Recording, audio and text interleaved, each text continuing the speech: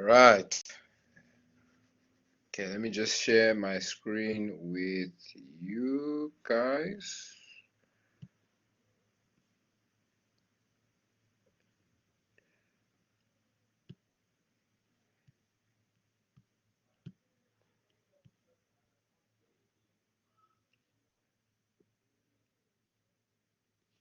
Okay.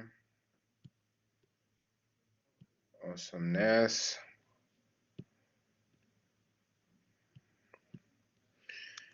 Right. Awesomeness. So I want us to quickly just go through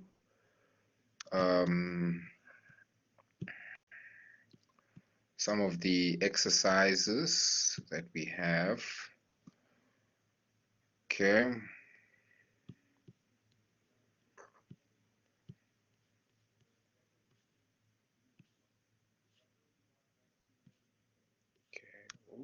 Okay, let's do the second one. I think that's better organized. Okay. So like I said, we don't have much time together. Okay, that's much better. Just waiting for it to load. Okay. So I want us to go through question 1.1 in your textbooks. Okay. Question 1.1. Okay. And if you look there, it says prepare a schedule showing the budgeted amounts with Beacon Limited expected to receive debtors each month from 1 July 2008 to 31 December 2008. Okay, so that's for a 6-month period. Okay. Right. So let's go through the question. It says Beacon Limited budgeted sales for the second half of 2008 are expected to be as follows. Okay. So here you've got your budgeted sales. Then it goes on to say 75% of all sales are expected to be on credit. Okay, so that means that 25% is on cash. Debtors are expected to pay their debts as follows: 60% in the month following the month of the sales. Okay, so 30 days from the time that it has been sold, 60% of that money will be received. Okay, then 25% in the second month, so that's 60 days following the month of the sale. Then 10% third month following the month of the sale, so that's 90 days. Then 5% is written off as irrecoverable. Okay, we're not getting the money back. All right, credit losses are written off at the end of the month in which the last installment is received. Okay, so you write off stuff at the end of when we expect to receive that money, not at the beginning. All right, debtors amount to 85,050 rand on 1 July. Credit sales for April 2008, May 2008, June 2008 were okay, 47,400, 48,600, and 58,500 respectively. Okay, so we've already done this before. We've already done schedules before. Just trying to, okay, let me do this before it takes us elsewhere. Okay. Okay, right. Okay, there we go. All right, so then here, what we need to do is to begin to plug in those amounts, that the 47,400. Remember, I said that's for April, that's the credit sales. They told us for May all the way up until June. Okay, It gave us all the way up until June. Okay. Okay. Then for August going downwards, how did we calculate that? We simply used the budgeted sales for July. Yeah, because we didn't get July. So from July going down, we then have to use the budgeted. So let me see, can I get a calculator here? I don't think I can get a calculator here, but let me try and do this outside of it. Okay. I want to do this here. Okay, yeah, so we don't mess up the framework there. So if we look to calculate July, let's see what we did. Just one example, so you guys can understand what I'm saying. We're saying 66,000. Then we're saying times 0. Because remember, credit sales is 75% of sales. So 0.75. And what do we get? Okay, let me see if they need me to use a comma here. Please tell me this is going to work. Okay. Doesn't want to calculate for us.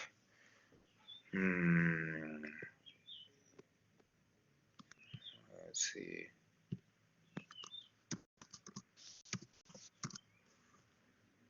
Okay.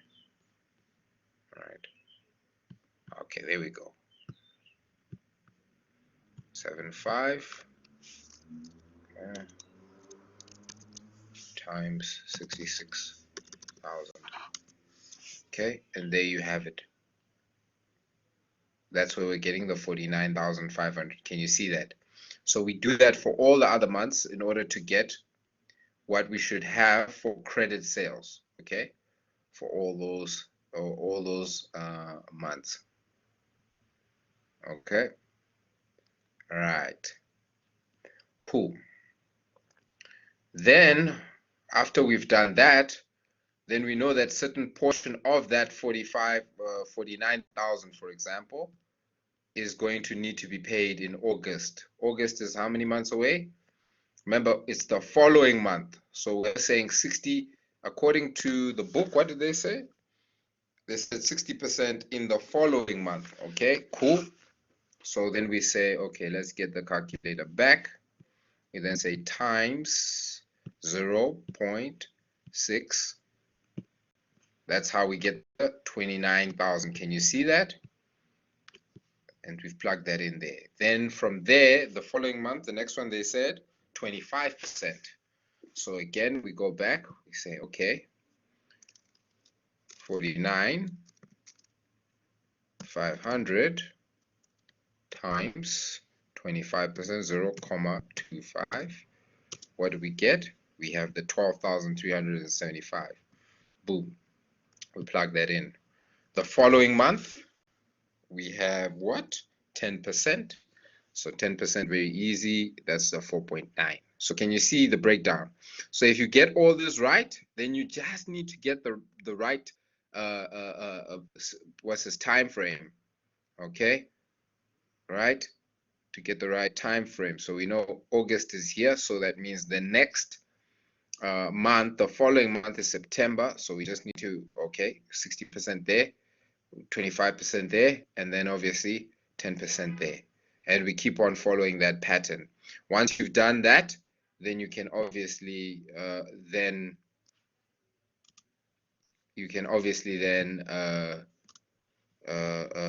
have your breakdown, and you finish that up, and then you just add them all up and you get your totals here at the bottom.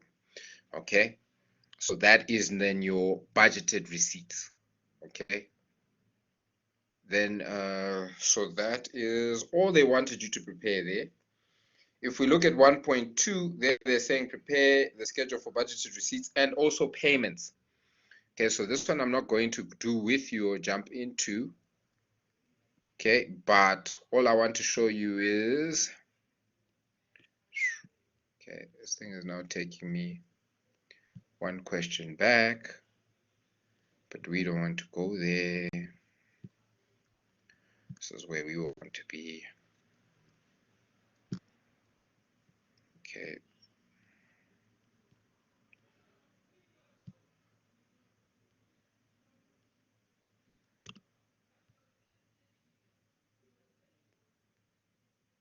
Okay, let's just give it a second. Okay, there we go. Let's get back to that.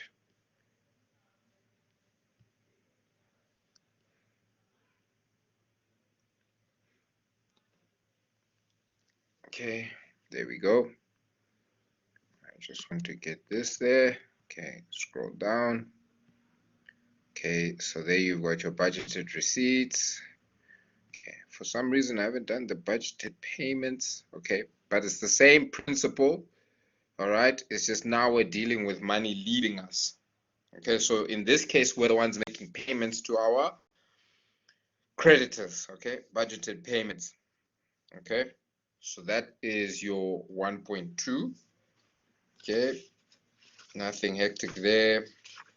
And then in 1.3, we are now doing the cash budget. Okay, so first thing that you would do there, they have some additional information, some other costs or revenues to incorporate. But the first thing you need to do is what we've done in 1.1 and 1.2 to do your budgeted receipts, all right, from sales, and do your budgeted payments. Okay, so you know, okay, this is how much money is leaving us in December, this is how much money is leaving us in January, etc, etc. Then you can step in to say, okay, cool. Now that that's been done, now I can do my actual budgeted cash budget for monthly cash budget for the month of January, February, and March. Okay, so you enter in your cash sales, you enter in your receipts. Okay, for January, how much money do we anticipate to receive? February and March. I said December, I don't know why. Okay, all right. So you plug that information in. There's cash purchases. That's information that you will have stumbled on in the question. There's sales commission. All right. They'll tell you what percentage of your sales is going to be paid out in sales commission. They'll tell you your salaries and how frequent. All right. Your income tax is going to be a percentage of I think your profit. If they don't give you, so 8.5, they say income tax amounting to 14,400 is payable during March. All right, so only in March do we have income tax. Okay, the rest of these months they're not going to have income tax. Okay, then higher purchase, a higher purchase creditor. Okay, yeah, once again, you just need to dive into the question to see what they're saying there. Deposits, installment dividends, okay, and then find your closing cash balance. Now you'll know, okay, exactly how much money you'll have at your disposal in January, February, and March once you get to the end of that. Okay, question 1.4. Again, can you see receipts? Starting with the budgeted receipts, then you've got your budgeted payments. Then again, we're going into the cash budget, okay, and breaking it down there, okay. So it's pretty much the same as 1.3. Cash budget we're doing for 1.5. I think it's pretty much the same. Yeah, it looks very much the same. Okay, we just added in 1 or 2. And see, they're just bringing in different things here. They're talking about computer. Here they're talking cash sales after discount. Okay, so in other words, you're offering a discount to people. All right, so that means that your cash sales is going to be a little bit less because of the cash discount you're giving to your potential what is this, customers and so forth. So that's the budgeted aspect of it. Okay, then if we go to 1.8, let's see what they're asking. Now they're looking at, remember we said we have different types of budgets now. We have different types of budgets. My goodness, just want to check. Did I hit that record button? Yes, I did. Okay, perfect. Cool. Let's go back here. So in question 1.8, here you can see you've got your sales budget. Here, what the challenge is, just to remember the structure. say, okay, sales, I'm looking at my sales in units, then my selling price, okay, per unit, and then I times my units by my selling price, boom, I get my total sales.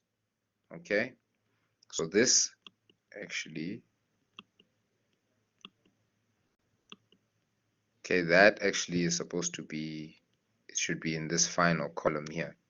Okay, but that's fine, we'll just leave it for now.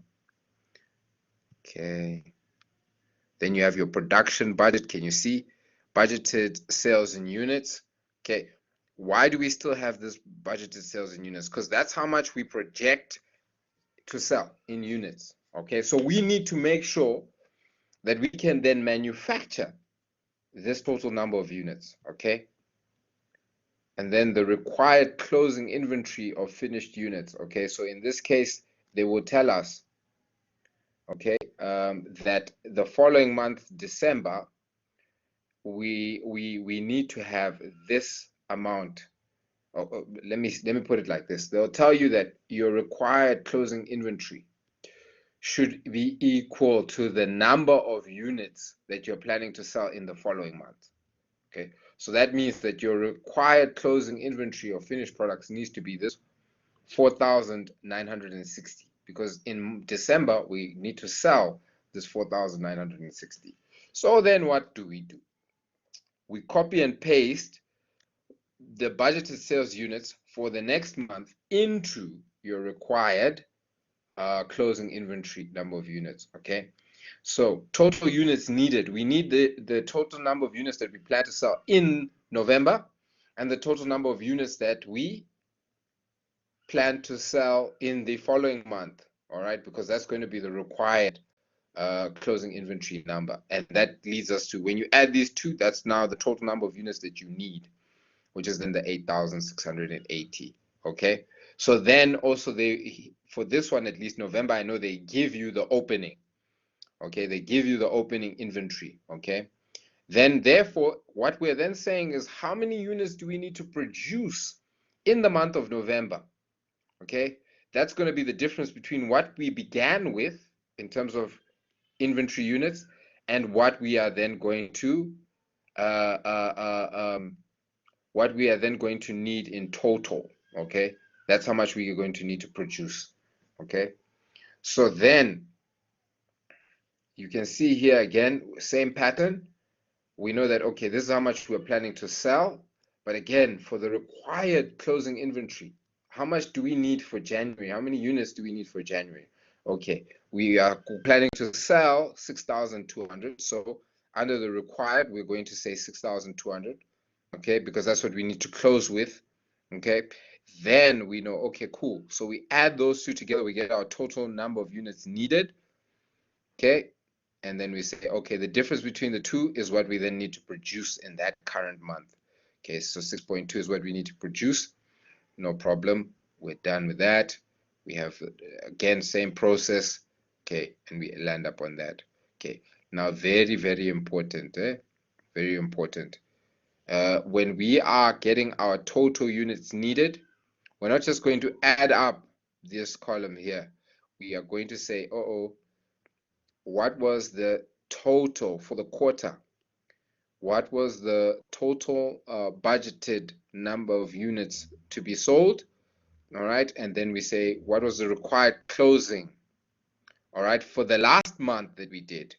Okay, for the last month that we did. Okay, and I think in the question they should tell you. Can you see here? They say 4,960 units. For what? For February. Okay, so since that's for February, that would, if we had included February here, that would be the budgeted sales units for February. So that means that that's going to be the required closing inventory for Jan. And that's why we know that the quarter ends there in Jan. So we plug that in there, and then we add those two together. Because if you see here, that's how we're getting the 19,840. If we had just added this, we were going to get significantly more than that. Okay, and that becomes problematic. Okay, all right. And then again here also as well with the opening inventory, we're then saying, what are we saying? We're saying the total number of units needed. Okay, total number of units needed.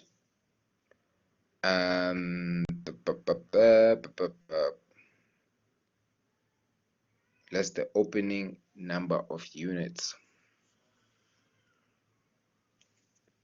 What was the opening number of units? Or opening for the quarter, you're going to use this first amount here. That's what we're saying here. The opening number of units for the quarter. So that's where we're getting the 2,480. Then obviously the budget production for the quarter will be the difference between these two. And that's how we're getting the 17,000. Okay. So there you have your production. And then finally, you've got your direct material purchase budget. Is that the last budget? We have the direct labor. Okay. So let's quickly direct materials, raw materials. Okay, so there you have your budgeted production in units. Okay, what are we doing here? We're budgeting how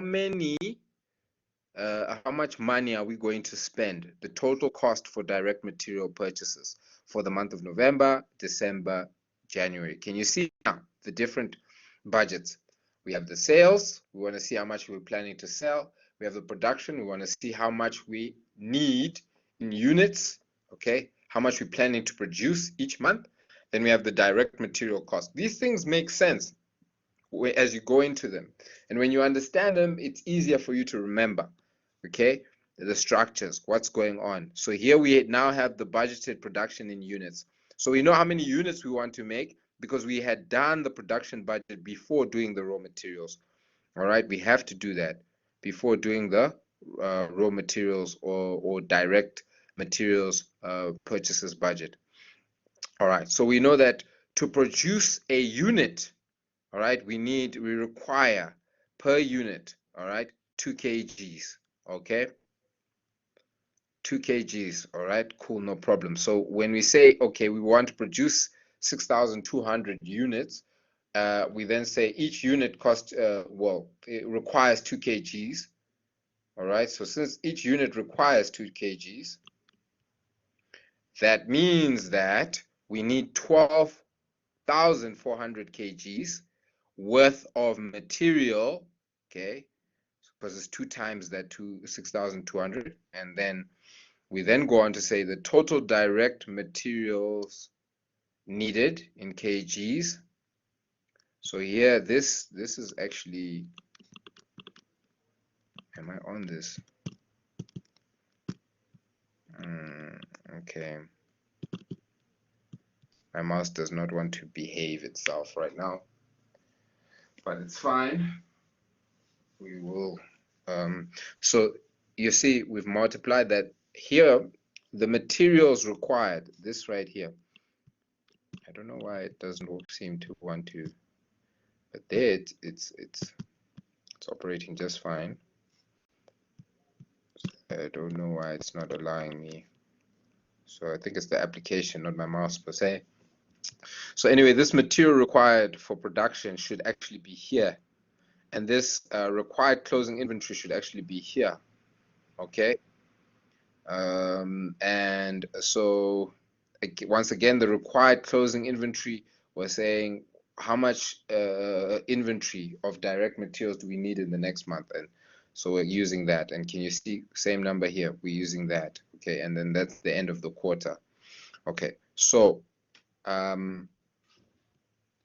total direct materials needed, again, we're adding. Can you see 12,400 plus 12,400? We get 24,800. Okay, then less opening inventory of direct materials. Okay, opening inventory, they would have given you what the opening inventory for the first month is. Okay, so we deduct that there. Okay, and then we get our 10,000. So that's the total direct materials purchased. So this is pretty much the same budget, but now we're just accounting for the total amount that we're going to spend on direct materials. Okay, can you see that we're timesing now? How much does it cost us for each kg of direct materials? Okay, R1.50 times it, and we get, that's the total we're going to spend for November. Okay, and we continue to do the same thing for the other months, and we add up the quarter just like we did in the previous budget. The final budget here is direct labor budget, and there, can you see, again, we're looking at production. How many units are we looking to produce? how much labor hours does it cost us, or do we need, sorry, how many labor hours do we need per unit? 3 hours per unit, okay, no problem.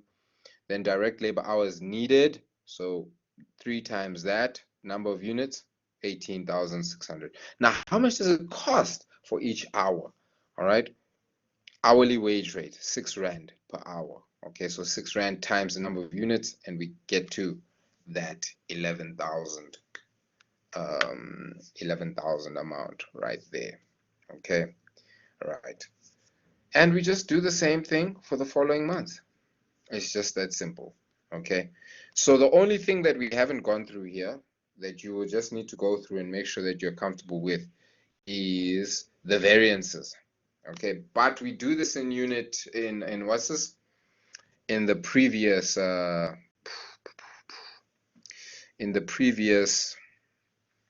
in the previous module 2.2a.